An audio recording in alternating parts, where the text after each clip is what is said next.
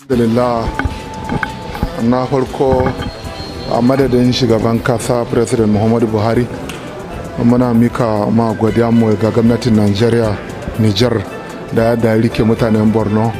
da sauran mutane a kasan Borno, Najeriya gaba daya a kasan Niger da ke suna gudun hijira shekara 6 da ya wuce.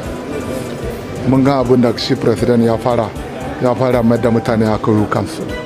Ala hakika wannan abin yana da muhimmanci don saboda dole ne mutane su koma garuruwan su yi noma, su yi kiwo, su rike kansu. A turanci abokai abin da ana ce mishi food insecurity, ba wani rashin tsaron da ya fi rashin abinci. Wannan NGOs da kuma government organizations din da ana ba suna taimaka sun kasa, don saboda haka mun yi murna ga yadda shi president ya fara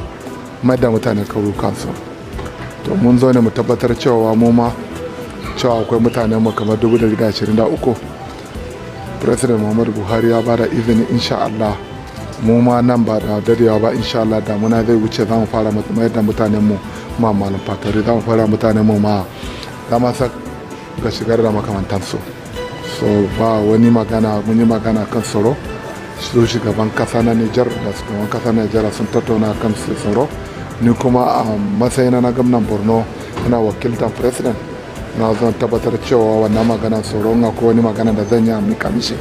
zan gaya mishi kuma mu tabbatar cewa mun mai da mutanen mu, ba za mu ji tsoro ba, za mu tsaya mu san cewa mutanen mu sun koma, ba komawa ba ne, mu tabbatar cewa akwai lafiya. Muna tabbatar cewa za mu hada gwiwa ne da gwamnatin Niger da gwamnatin Najeriya